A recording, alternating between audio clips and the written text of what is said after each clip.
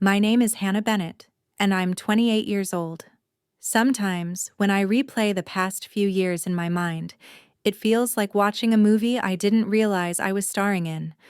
A film about love, blind trust, and the quiet unraveling of everything I thought was true. I met Daniel during my sophomore year of college. We were in the same sociology class, both trying to look interested while the professor droned on about post-industrial labor markets. He sat 2 rows behind me, and for weeks I didn't even notice him. Then one morning I dropped my pen on the floor, and he picked it up and smiled at me. That was it. A moment so small, but somehow it changed my life. Daniel was warm and ambitious. He always said he wanted to own his own consulting firm before he turned 30. I admired his drive, and he said he loved my determination to become a journalist. We spent countless nights studying together, eating cheap takeout, and dreaming about the future. Back then, everything felt simple and sure. When we graduated, life finally started to move. I applied for an internship at the Metropolitan Post, the biggest newspaper in the city where I grew up. It was my dream job, and when I got the acceptance letter, I nearly screamed with excitement. I thought nothing could overshadow that moment. But then Daniel told me he had been offered a position in a multinational company, one that would require him to move more than 1,000 kilometers away.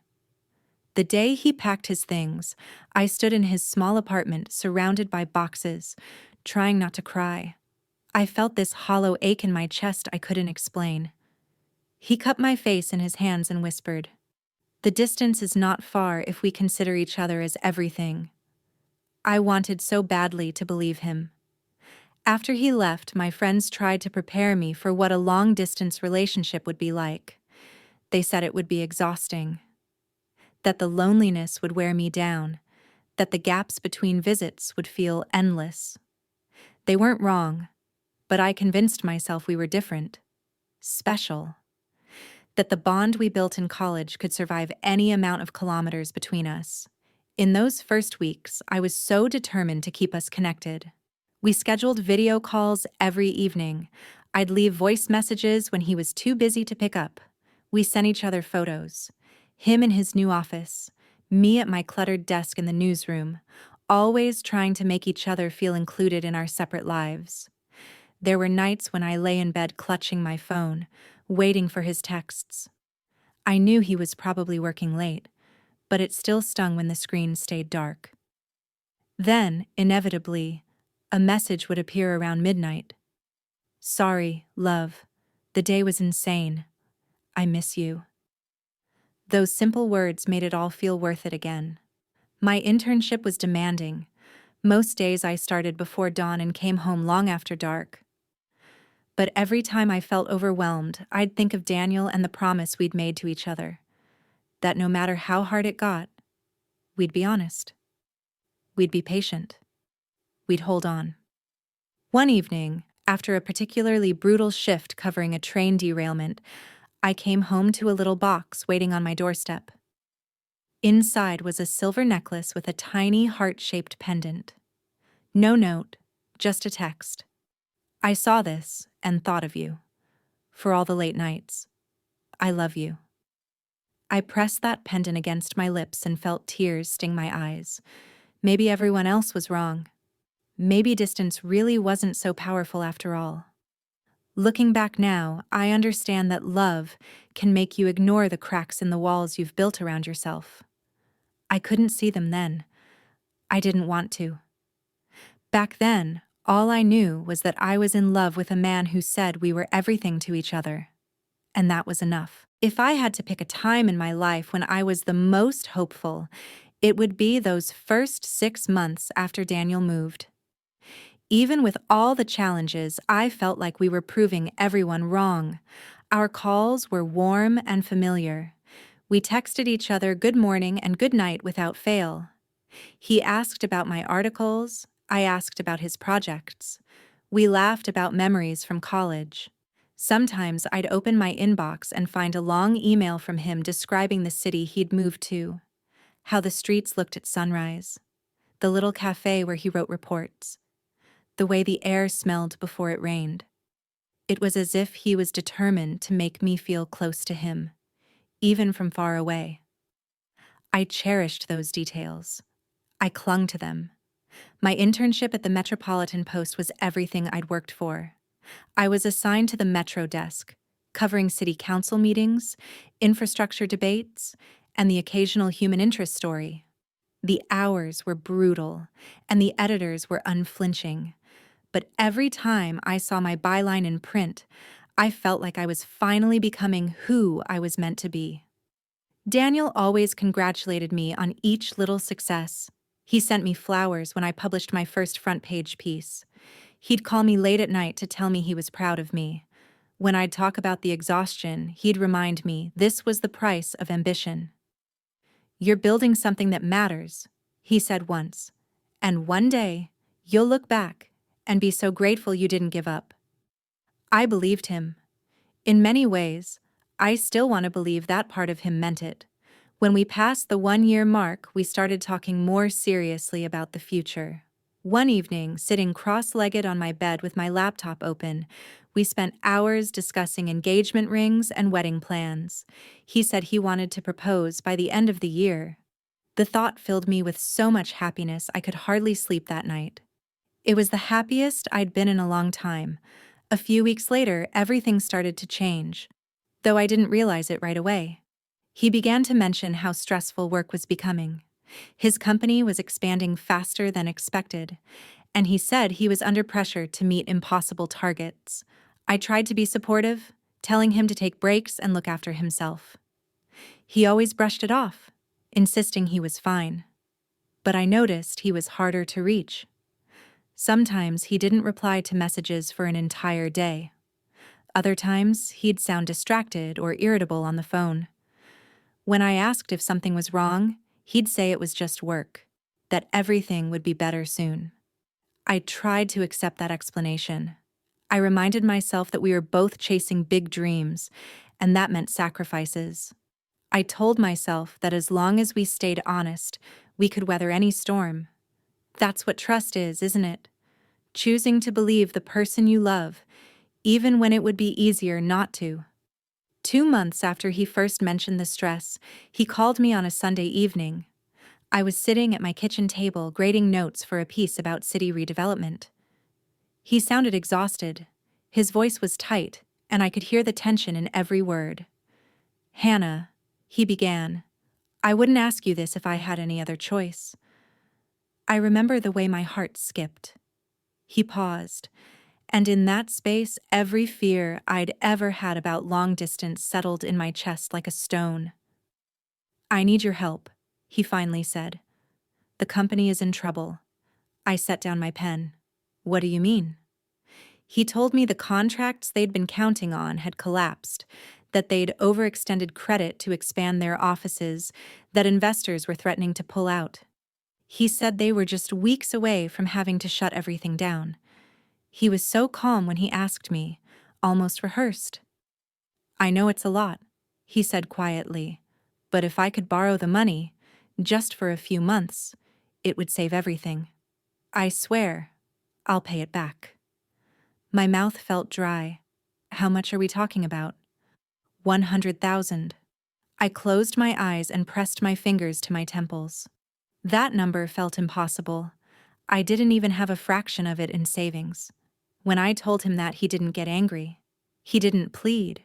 He just said he understood, that he was sorry to even ask, but that he didn't know where else to turn. That night, I lay awake staring at the ceiling.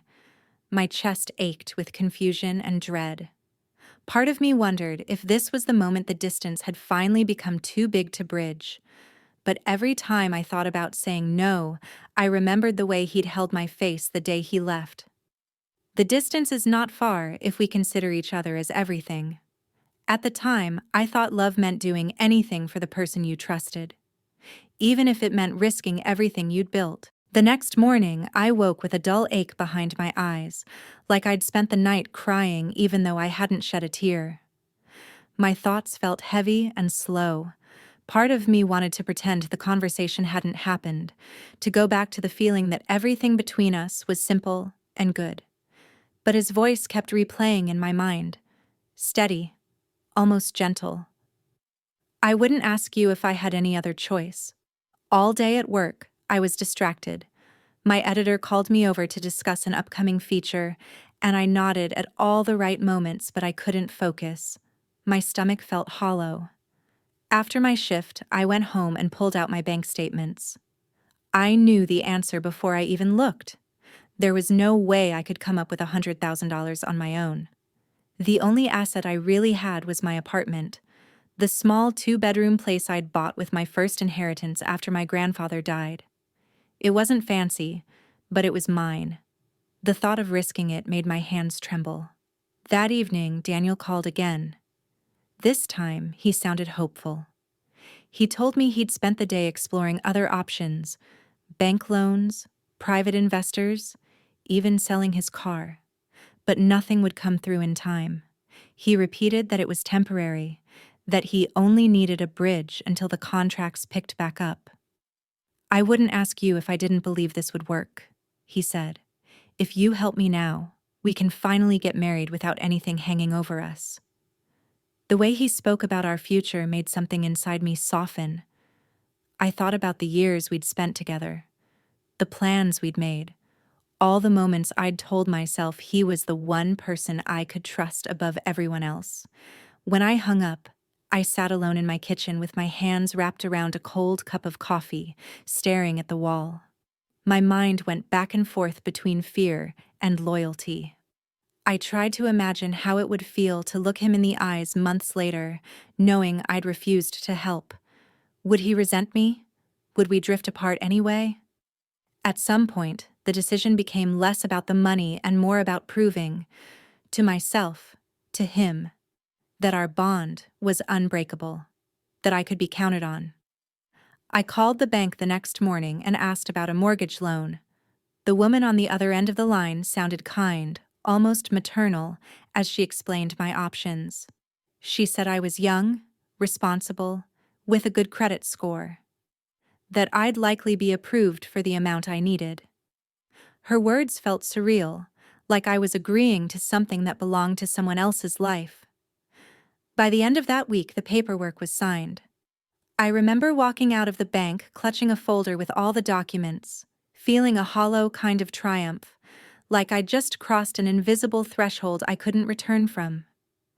That night, I called Daniel and told him I'd secured the funds. For a moment, he didn't say anything. Then he let out a long, shaky breath. "You have no idea what this means," he said. "I swear, Hannah, you've saved everything." I tried to convince myself that should feel like a victory. But as I pressed my phone to my ear, my eyes drifted to the corner of the living room, where my grandmother's old rocking chair sat by the window. I thought about how much she'd loved that chair, how proud she'd been when I bought my apartment. A flicker of guilt stirred in my chest, but I pushed it away. After all, this was for our future. The day the money cleared, Daniel sent me a long email detailing exactly how he'd use it. He wrote about repayment plans and profit projections. Reading it made me feel better, like I'd made a smart, deliberate choice instead of an impulsive one. In the days that followed, our conversations returned to normal. He sounded lighter, relieved. I told myself it was proof I'd done the right thing. Sometimes, late at night, he'd whisper about how he couldn't wait for me to move in with him, how we'd finally be together every day. I held on to that promise like it was the last buoy in an ocean I didn't know I was drowning in. Then, just as I was starting to breathe again, my editor called me into her office with an assignment that felt like fate. A week-long trip to cover redevelopment in the city where Daniel lived. She wanted me to go in person, meet sources, photograph the sites. I told her yes without thinking. For the first time in months, I felt excited, imagining the look on Daniel's face when he saw me standing there, a surprise waiting at the end of a hard season. I convinced myself that everything would make sense when I was finally by his side. If only I'd known what I was about to walk into. The train ride to his city was long, 6 hours through flat fields and small towns. My laptop balanced on my knees while I drafted the first part of my report. But in the back of my mind, all I could think about was seeing Daniel again. The last time we'd been face to face was nearly 3 months before, when he came home for a weekend. We'd spent those 2 days wrapped up in each other, talking about the future like it was just waiting for us to claim it. I told myself over and over that this trip was professional, but deep down, I wanted it to be personal too. I wanted to remind us both what we were fighting for. When the train pulled into the station, I felt an unexpected wave of nerves. I kept imagining his face lighting up with surprise and relief. He would hug me, and all the doubt that had crept in over the past few months would vanish. We'd be okay again. I checked into a small hotel near the city center. I didn't call him. I wanted to do this properly, just show up, unannounced, like a happy accident.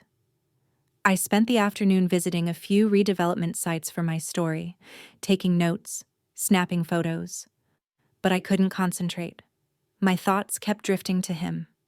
That evening, I decided I'd surprise him at his office. I walked the 10 blocks in the early dusk, my stomach tight with anticipation. When I reached the glass building where he worked, I rode the elevator to the 22nd floor, rehearsing in my head what I'd say. I couldn't stay away another day. The receptionist looked up as I approached. I tried to keep my voice steady. "Hi, I'm Hannah Bennett. I'm here to see Daniel Porter." She blinked at me politely and checked her computer. "I'm sorry," she said after a moment. "Mr. Porter left early today. He said he had personal plans." I felt the first prick of disappointment.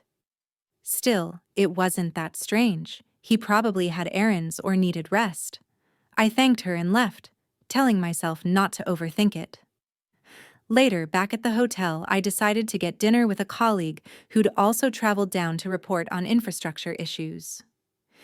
We found a quiet cafe not far from the riverfront, a place with warm lights and soft music. I almost managed to relax as we talked about work deadlines, but then, as I lifted my glass of water, I glanced out the window and saw him. Daniel was walking down the sidewalk carrying 2 shopping bags. Beside him was a woman with long auburn hair, laughing at something he'd said. She leaned close and slipped her arm around his waist like it was the most natural thing in the world. For a moment, I couldn't move. My whole body went cold. My colleague was saying something, but I couldn't hear it over the rush of blood in my ears. I fumbled for my phone and called Daniel, my hands trembling so badly I almost dropped it. He picked up on the second ring, his voice perfectly calm. "Hey, love," he said. "What's up?" "Where are you?" I asked, trying to keep my voice from shaking. "I'm just at a late meeting with a potential client," he said smoothly. "Why?" I looked out the window again, watching as he took the woman's hand. My heart twisted so violently I thought I might be sick. I swallowed hard. "Nothing. Just wanted to hear your voice." I ended the call before he could respond. My colleague must have seen something in my face because she asked if I was all right. I shook my head, unable to speak. I felt like the air had been punched out of my lungs. When they walked past the cafe, I ducked down behind the partition, heart hammering. I waited until they were out of sight before I dared to breathe again. Part of me wanted to run outside and confront him, to demand an explanation I already knew he wouldn't be able to give. But something stopped me, a small cold part of me that needed to be absolutely sure. That night, I didn't sleep. I sat on the edge of my hotel bed with my coat still on, watching the city lights flicker through the curtains. My phone lay silent beside me. I kept replaying that moment in the cafe window over and over, like a scene I couldn't erase. I thought about the money, the promises, the necklace in my jewelry box back home. The 1,000 little moments I'd believed were real. By dawn, I knew what I had to do. If I was going to survive this, I needed the truth, no matter how much it hurt. By the time the sun rose, I felt like I'd aged a decade in a single night. My hands shook as I buttoned my coat, but my mind had gone strangely clear. I knew that no matter what I found out, there was no going back to how things were. I checked out of my hotel early and left my suitcase with the front desk. I didn't want anything weighing me down. Then I walked to the corner near Daniel's office building and waited. For hours, I sat on a cold bench with a notebook in my lap, pretending to read. I watched every person who passed, every taxi that pulled up. Around lunchtime, I saw them again. Daniel and the same woman came out of a nearby cafe, carrying bags of takeout. He looked relaxed, even happy, his hand resting lightly on the small of her back. They stood there talking for a moment, and then she kissed him. Not a shy, uncertain kiss, but the easy familiarity of people who belong to each other. I felt something in my chest tear clean in two. I stood and followed them from a safe distance, weaving between pedestrians to stay out of sight. I told myself that if I turned around right then, I could pretend none of this was real. But I didn't stop walking. Some stubborn part of me needed proof I couldn't talk myself out of later. They turned down a quiet street lined with sleek new apartment buildings. My heart pounded as I watched them enter one of the buildings together. I waited a few minutes before I approached the front desk. The security guard, a middle-aged man in a crisp uniform, looked up politely. "Hi," I said, my voice low. "I'm trying to find an old friend. Daniel Porter. Does he live here?" The guard tapped at his computer. "Mr. Porter? Yes, he and Ms. Kelly purchased a unit last week. Just moved in." I felt dizzy. I gripped the counter to steady myself. "A unit," I echoed. My mouth was so dry I could hardly form words. "Together?" He nodded matter-of-factly. "That's right. They're listed as co-owners?" I thanked him, though I didn't remember walking back outside. The city around me blurred as I made my way down the sidewalk. I stopped at the next corner and braced my hands against a lamppost, willing myself not to collapse. It was all a lie. The money. The late nights. The promises. The way he'd said the distance isn't far if we consider each other everything. He hadn't just been cheating. He'd been building a life with someone else while using me to fund it. I don't know how long I stood there. Long enough for the chill in the air to seep through my coat and settle in my bones. Eventually, I took a cab back to my hotel, numb and hollow. I thought about confronting him face to face. I imagined walking up to that apartment door and demanding answers. But then I pictured his face, calm, apologetic, maybe even smug, and I knew I couldn't bear it. Instead, I called a lawyer. The woman who answered was patient and professional. She listened while I explained everything: how I'd mortgaged my apartment, how he'd promised repayment, how I had proof he'd deceived me. When I finished, she was silent for a moment. "This is fraud," she said finally. "You have a strong case, if you're willing to pursue it." I didn't hesitate. "I am." That evening, I sat on the edge of my hotel bed with my phone in my hand. My finger hovered over Daniel's contact photo, the one I'd taken on the day we graduated college. He was smiling at me, sunlight in his hair, eyes full of all the things he'd sworn were true. I deleted it. Then I called my best friend back home. The moment I heard her voice, I started to cry. Big, gasping sobs that felt like they might never stop. She didn't tell me it would be okay. She didn't promise me I'd get over it soon. She just listened, and for the first time in days, I felt less alone. The next morning, I met with the lawyer in person. We gathered all the emails, text messages, and bank records. She assured me we had more than enough evidence to file suit. She warned me it wouldn't be quick or easy, but I nodded. I had already lost too much to let him walk away clean. That night, alone in my hotel room, I finally allowed myself to feel the full weight of what he'd done. The betrayal was so much deeper than money. He'd stolen my trust, my faith, the part of me that still believed love could be simple. But beneath the grief, something else was taking root, a resolve I hadn't known I possessed. He might have broken my heart, but I wasn't going to let him break me. The legal process took months, longer than I ever imagined. Some days it felt like I was stuck in a holding pattern, filing paperwork, signing affidavits, answering the same questions over and over. But each time I walked into my lawyer's office, I felt a little steadier, a little less like a victim, and more like a woman reclaiming her power. Daniel never called me after that week. I suppose he knew there was nothing he could say that wouldn't incriminate him further.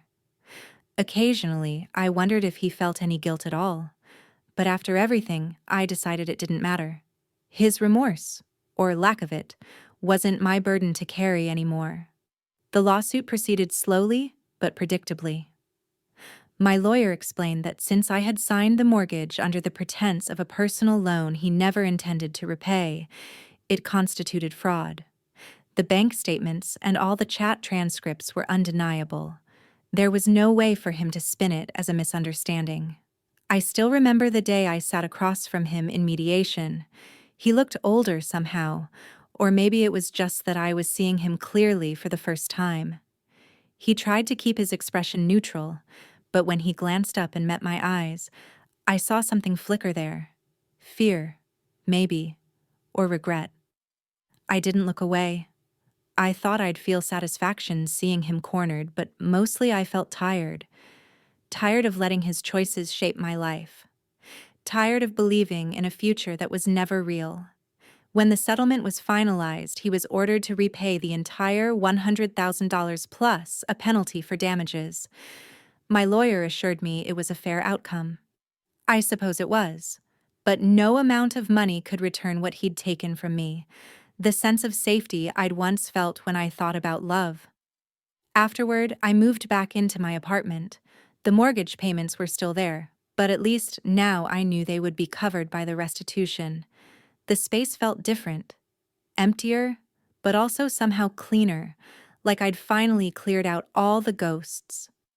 My friends rallied around me in ways I hadn't expected.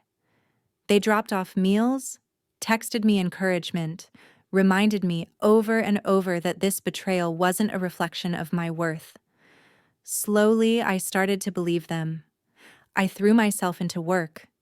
My editor assigned me to more investigative pieces, and I found a fierce satisfaction in uncovering stories that mattered.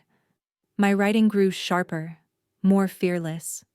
It was as if all the pain had burned away the last of my self-doubt. One evening, I walked past the jewelry box where I'd kept the silver heart necklace Daniel had given me. For a moment, I considered keeping it, some twisted memento of everything I'd survived. But in the end, I took it outside to the garbage bin behind my building. When I dropped it in, I felt something loosen in my chest. That was the night I realized I hadn't died from any of this. Even when it felt like the betrayal might swallow me whole, I hadn't disappeared. I was still here, stronger, wiser, and more determined than ever to protect my own heart. People like to say time heals all wounds, but I don't think that's true. Time just gives you the space to build a new life around them. My scar was still there, still tender, still a reminder, but it no longer defined me. If there's one thing I learned, it's that love isn't just about trust. It's about boundaries, about knowing when to walk away, even from someone you thought you'd love forever. Sometimes, you have to save yourself. So that's what I did. And now, when I look in the mirror, I don't see the woman who gave everything to someone who didn't deserve it. I see the woman who took it all back. And that, finally, is enough.